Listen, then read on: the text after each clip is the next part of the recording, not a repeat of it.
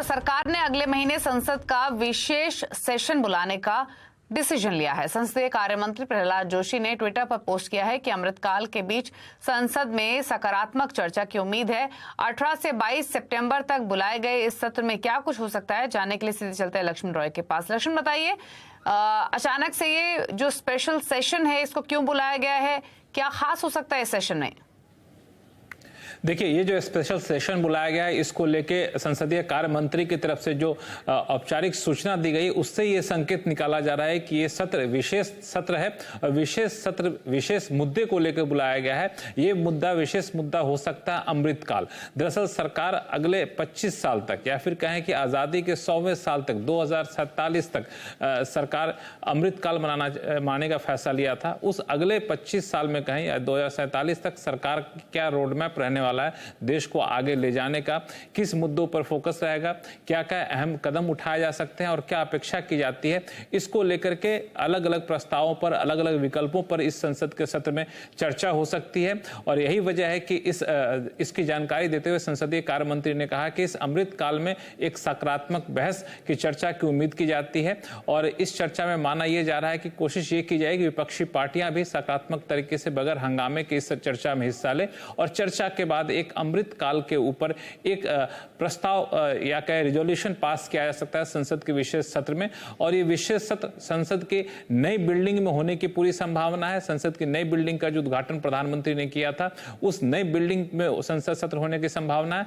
कहा यह भी जा रहा है कि मानसून सत्र में कोशिश ये थी कि आखिर के 2 दिन नई बिल्डिंग में कराया जाए, लेकिन शायद शुभ मुहूर्त नहीं निकला, इस वजह से नहीं कराया गया था। अब शुभ मुहूर्त जो है इसी तारीख के बीच निकला, 18 से 22 सितंबर के बीच। इसी वजह से इस तारीख में संसद की नई बिल्डिंग में संसद का विशेष सत्र बुलाया जाएगा। ये विशेष सत्र ऐसे समय बुलाया जा रहा है जब खास तौर से अगले ही महीने यानी अक्टूबर में P20 की बैठक है, जिसमें 20 देशों के संसद के जो अलग अलग भवन होते हैं उनके जो स्पीकर होते हैं उनकी बैठक होने वाली है। इसके लिहाज से भी इस विशेष सत्र को महत्वपूर्ण माना जा रहा है। तो 2 चीजें, पहली बात नई बिल्डिंग में संसद का विशेष सत्र होने की पूरी संभावना है, दूसरा कि इसमें अमृत काल को लेकर एक रोड मैप सरकार पेश कर सकती है। लेकिन अलग अलग जो अटकल हैं कि यूनिफॉर्म सिविल कोड जैसी चीजें आ सकती हैं, उसकी संभावना मुझे दूर दूर तक नहीं दिखती है। ओके, तो यानी 5 दिनों तक ये टोटल सेशन चलेगा। 18 से 22 सितंबर क्या कुछ हो सकता है वो लक्ष्मण ने डिटेल्स आपको बताई। लक्ष्मण, आप बने रहिए हमारे साथ, एक और खबर है उस पर लक्ष्मण से बातचीत करेंगे। दरअसल जो घरेलू नेचुरल गैस की कीमतें हैं वो बढ़ाई गई हैं और इससे पीएनजी और सीएनजी के दाम बढ़ने का खतरा है। क्यों ये डिसीजन लिया गया है, क्या डिटेल्स हैं, क्या इम्पैक्ट होगा, ये लक्ष्मण से समझते हैं। लक्ष्मण, बताइए। देखिए, दरअसल नेचुरल गैस की कीमतें जो बढ़ाई गई हैं एक तय फार्मूले के हिसाब से बढ़ाई गई है। एक किरीट पारेख कमेटी के आधार पर एक फार्मूला तय किया गया था, उसके तहत घरेलू नेचुरल गैस की कीमतें बढ़ाई गई हैं।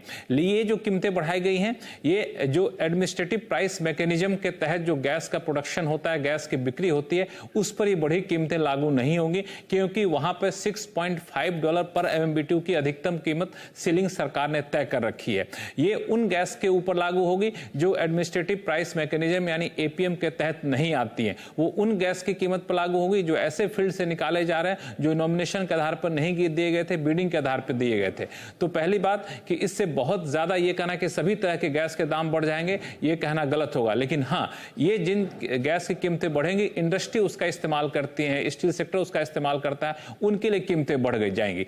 कुछ हद तक सीएनजी और पीएनजी जो कंपनियां हैं जो हमारे आपके घर तक पाइप नेचुरल गैस पहुंचाती है या फिर सीएनजी बनाती हैं, वो भी काफी हद तक ऐसे गैस का इस्तेमाल करते हैं जो रेगुलेटेड नहीं है, तो उनके लिए बढ़ी कीमतें लागू होगी, तो उसका असर उनके बढ़ते हुए दाम पर देखा जा सकता है। यानी सीएनजी और पीएनजी के दाम बढ़ने का खतरा यहां पे मंडरा रहा है, ये जरूर कह सकते हैं। हालांकि चूंकि अब राजनीतिक माहौल सब कुछ हो चुका है, चुनाव आने वाला है, ऐसे में अगर अप्रत्यक्ष तौर पर राजनीतिक दबाव हो तो शायद दाम ना बढ़े, लेकिन इस नेचुरल गैस की कीमतों में बढ़ोतरी का असर कुछ हद तक देखा जा सकता है सीएनजी पीएनजी के दाम में बढ़ोतरी के रूप में।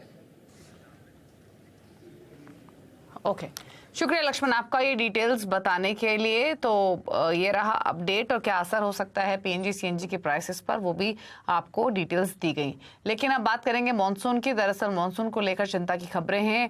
अगस्त महीना अगर आप देखें तो ये पिछले 122 साल में सबसे ज्यादा सूखा रहा है। 90% तक मॉनसून की कम बारिश हुई है और सबसे कम बारिश हुई है गुजरात में, जहां 90% तक बारिश कम हुई। उसके बाद केरल में 89%, राजस्थान 79%, कर्नाटक 74% और तेलंगाना में 63% कम रेनफॉल हुई है। और बारिश का हाल और मानसून की चाल पर बातचीत करते हैं असीम मनचंदा से। असीम बताइए, इनफैक्ट जुलाई अनुमान से बेहतर रहा और अगस्त जो आशंका थी खराब रहने का उससे बेकार रहा है। अल नीनो का तो असर पड़ा ही है, लेकिन अगस्त काफी कमजोर रहा है बारिश के हिसाब से और जो की सोइंग स्टेट्स है वहां पर सबसे ज्यादा इंपैक्ट होता हुआ दिखाई दिया है। कैसा रहा ओवरऑल अगस्त और क्या एक्सपेक्ट करना चाहिए सितंबर से? देखिए, अल नीनो का असर मानसून के ऊपर पड़ा है। अगस्त महीने में मानसून की बारिश में 90% तक की कमी देखने को मिली है। 122 साल के बाद ये पहला मौका है जब अगस्त में इतनी कम बारिश हुई हो। इसका असर कई राज्यों के ऊपर भी देखने को मिला है। गुजरात, राजस्थान, कर्नाटक, केरल, तमिलनाडु, तेलंगाना, इन राज्यों में अभी भी बारिश जो है 60% से का ज़्यादा कमी देखने को मिल रही है। इसका असर फसलों की बुआई के ऊपर भी पड़ा है। फसलों की जो दालें हैं उनकी बुआई पिछड़ गई है। ऑयल सीड्स के ऊपर भी इसका काफी असर आपको देखने को मिल सकता है। हालांकि मौसम विभाग के मुताबिक सितंबर में मानसून में रिकवरी देखने को मिलेगी, खासतौर पे कि 4 सितंबर के बाद मानसून काफी तेजी से रिकवर करेगा और कई राज्यों में बारिश होगी। इस बार मौसम विभाग ने 96% लॉन्ग पीरियड एवरेज रेनफॉल रहने का अनुमान जताया। सितंबर में जब बारिश होगी तो उसके बाद काफी आपको रिकवरी देखने को मिल सकती है। करीबन 2 से 3% तक मानसून जो है कम रह सकता है, लेकिन फिर भी मानसून इस साल सामान्य रहेगा। अब सितंबर की बारिश के ऊपर निर्भर करता है कि किस तरह से सितंबर में मानसून अपनी चाल चलता है। शुक्रिया असीम में डिटेल्स बताने के लिए। और अब बात करते हैं मार्केट अपडेट की। आज अगस्त सीरीज की एक्सपायरी के दिन बाजार में बिकवाली रही। इसी के साथ बाजार वीकनेस के साथ क्लोज हुए। सेंसेक्स 256 अंक गिरकर 64,831 पर बंद हुआ। निफ्टी 94 अंक गिरकर 19,254 पर। आज सबसे ज्यादा बिकवाली रही पब्लिक सेक्टर स्टॉक्स में, एनर्जी मेटल स्टॉक्स में रही। IT इंडेक्स थोड़ी बढ़त पर बंद हुआ आज के कारोबार में। और रुपए में कमजोरी से IT शेयर को सपोर्ट मिला है, ऐसा कहना है मार्केट एक्सपर्ट दिलीप भट्ट का। उन्होंने आगे कहा कि IT कंपनियों के मैनेजमेंट कैश फ्लो बेहतर है, इसलिए कुछ कंपनी जैसे इन्फोसिस, TCS, HCL टेक में निवेश कर सकते हैं।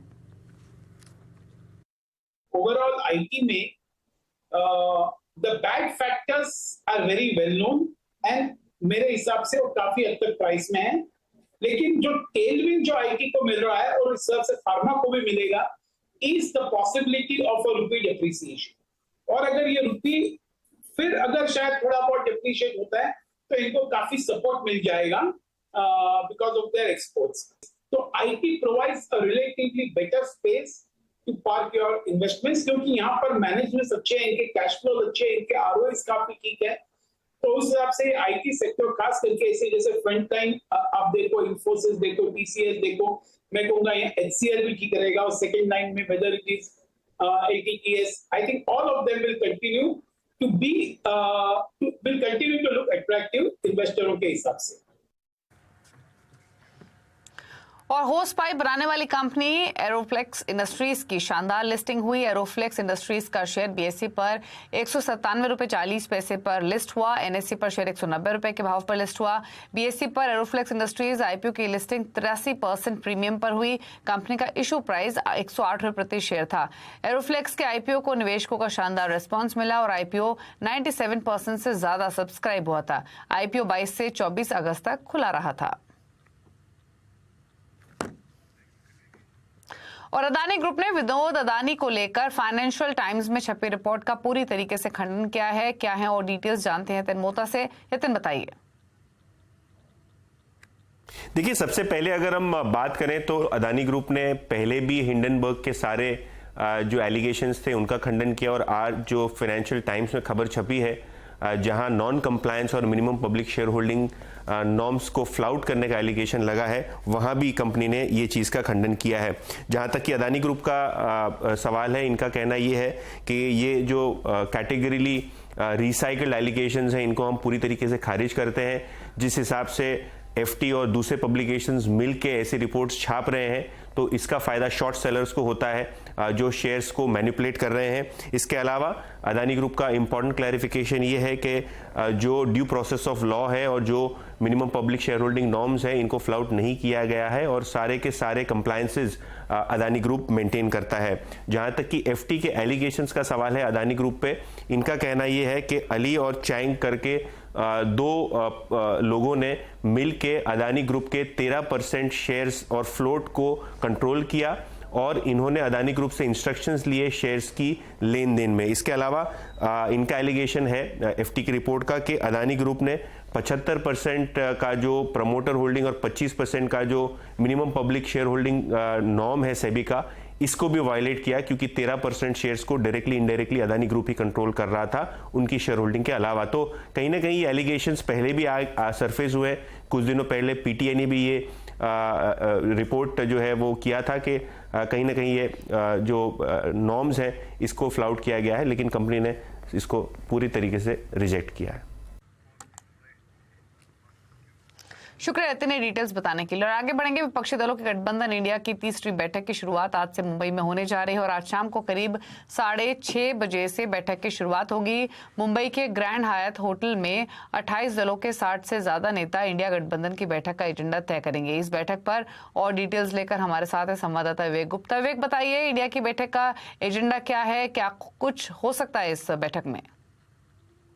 इंडिया अलायंस की मीटिंग 2 दिन के लिए मुंबई में रखी गई है। आज और कल पूरे देश भर से इंडिया अलायंस के जो भी दल हैं उन सब के प्रमुख अब धीरे धीरे मुंबई पहुंच रहे हैं। और आज का जो शेड्यूल अगर हम बताना चाहेंगे, आज के शेड्यूल में तकरीबन 6:30 बजे के आसपास एक कर्टसी मीटिंग होगी जिसमें सारे दल के जो प्रमुख हैं वो आपस में बातचीत करेंगे। उसके बाद मुंबई के सांताक्रूज इलाके में जो होटल हयात है वहां पर उद्धव बालासाहेब ठाकरे पार्टी के प्रमुख उद्धव ठाकरे और आदित्य ठाकरे ने उनके अपनी तरफ से एक डिनर ऑर्गेनाइज किया है जिसमें सभी दलों के प्रमुख हैं वो डिनर करेंगे। और डिनर के दौरान भी इंडिया अलायंस को लेकर बातचीत होगी कि आखिर आने वाले चुनाव की रूपरेखा और क्या रहेगी, किस दिशा में ये अलायंस काम करेगा।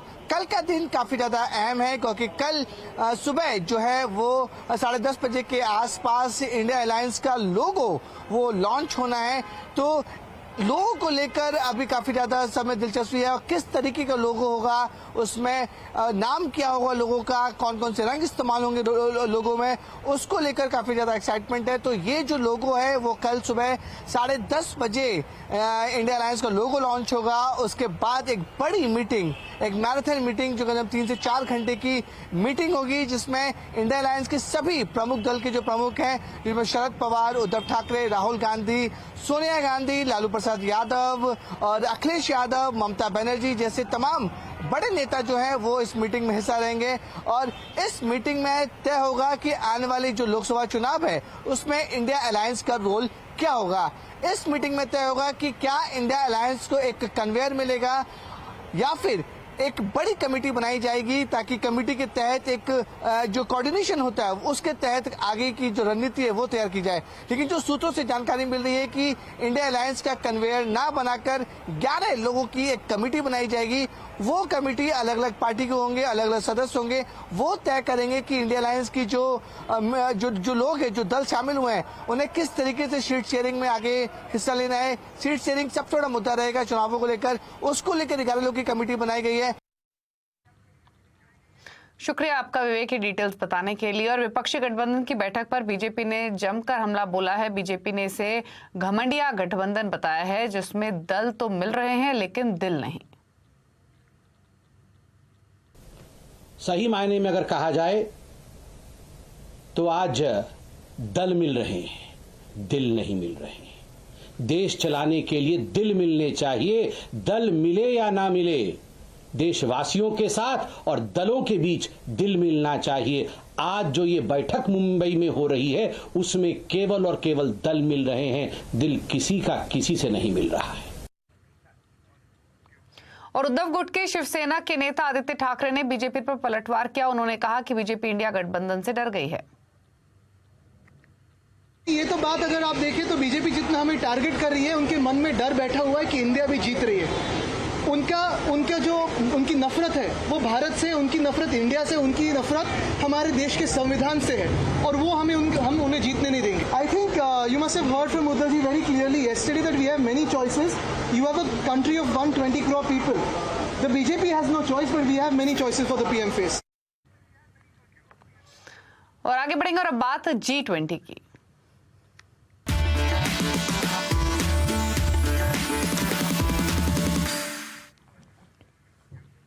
और G20 समिट के दौरान विदेशी मेहमानों के काफिले में बंदर खलल पैदा ना करें, इसके लिए एनडीएमसी ने एक अनोखा तरीका अपनाया है। लुटियंस दिल्ली में लंगूरों के कटआउट लगाए गए हैं ताकि बंदर डरकर सड़क पर उत्पात ना मचाएं।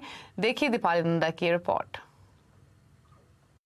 G20 समिट के दौरान बंदरों की उछल कूद खत्म करने के लिए एनडीएमसी ने एक नया तरीका इजाद किया है। ये तरीका क्या है मैं आपको बताऊंगी ही, लेकिन सबसे पहले मैं ये बता देती हूँ कि जिस इलाके में मैं खड़ी हूँ ये मालचा महल का इलाका है जो कि सरदार पटेल रोड पर स्थित है और इसी इलाके में बंदरों का जो आतंक है वो सबसे ज्यादा है। बंदर भगाने के लिए जो कटआउट्स लंगूरों के लगाए गए हैं वो इस तरह से है। इस पूरे जो जंगल की बाउंड्री वॉल है वहां पर इस तरह के लंगूरों के कटआउट्स एनडीएमसी ने लगाए हैं।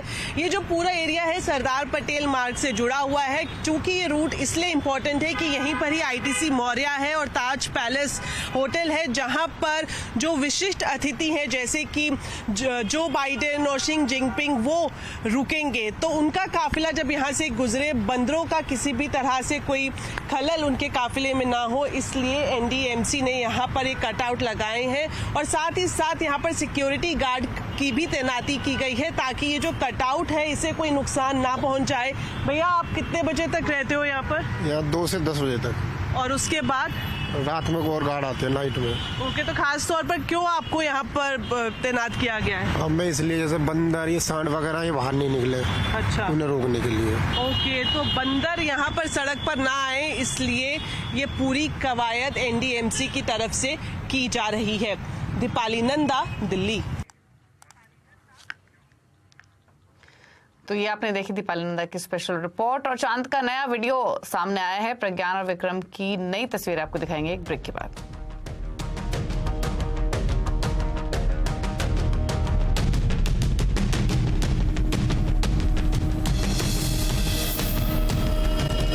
जम्मू कश्मीर में किसी भी वक्त चुनाव हो सकता है। केंद्र सरकार ने ये जानकारी सुप्रीम कोर्ट में दी है। धारा 370 पर चल रही सुनवाई के दौरान केंद्र ने कहा कि सबसे पहले जम्मू कश्मीर में पंचायत का चुनाव कराया जाएगा। इसके लिए प्रदेश में मतदाताओं की सूची अपडेट हो रही है। हालांकि चुनाव की तारीख राज्य चुनाव आयोग और केंद्रीय चुनाव आयोग तय करेगा। हम किसी भी समय जम्मू कश्मीर में चुनाव कराने को तैयार है। इसके साथ ही केंद्र सरकार ने पूर्ण राज्य का दर्जे को लेकर भी जानकारी दी है। केंद्र ने कहा है कि जम्मू कश्मीर को राज्य का दर्जा दिया जाएगा, लेकिन कब दिया जाएगा ये अभी बता नहीं सकते।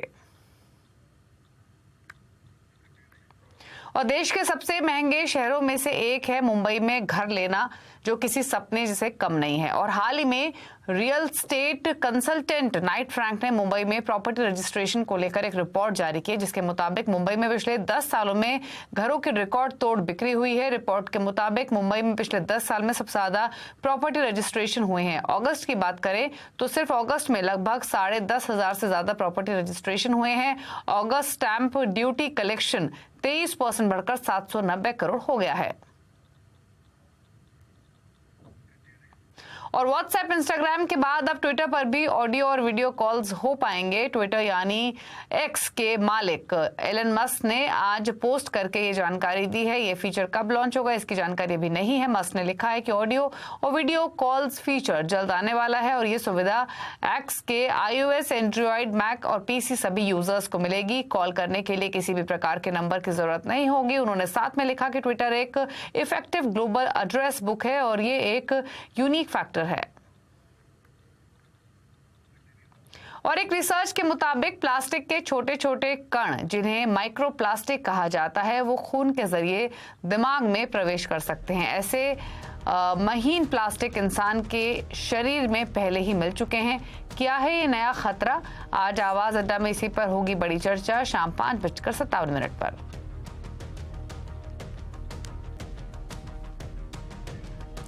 और चांद के सतह पर चहलकदमी कर रहे प्रज्ञान रोवर का एक नया वीडियो सामने आया है, जिसमें वह गोल गोल घूमता हुआ नजर आ रहा है। ये वीडियो विक्रम लैंडर के इमेजर कैमरा में तब रिकॉर्ड हुआ जब प्रज्ञान रोवर सुरक्षित रास्ते की तलाश कर रहा था। इसरो ने प्रज्ञान के इस एक्शन की तुलना चंदा मामा के आंगन में बच्चे के खेलने से की है। इसरो ने लिखा है कि ऐसा लग रहा है कि जैसे माँ बैठे हुए देख रही है और बच्चा चंदा मामा के आंगन में खेल कूद कर रहा हो।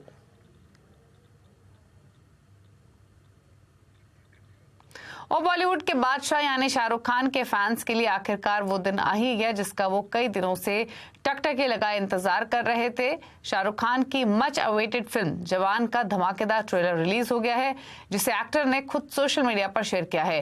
ट्रेलर में शाहरुख खान के अलावा विजय सेतुपति, नयनतारा और दीपिका पादुकोण भी नजर आई हैं। फिल्म में शाहरुख के लुक पर काफी काम किया गया है। वह फिल्म में 5 अलग अलग लुक में नजर आने वाले हैं और उनके 5 लुक रिवील कर दिए गए हैं, जिसके बाद से फिल्म को लेकर फैंस में एक्साइटमेंट और भी ज्यादा बढ़ गई है। फिल्म 7 सितंबर को सिनेमाघरों में रिलीज होगी। और इसी के साथ इस बुलेटिन में तो इतना ही। नमस्कार।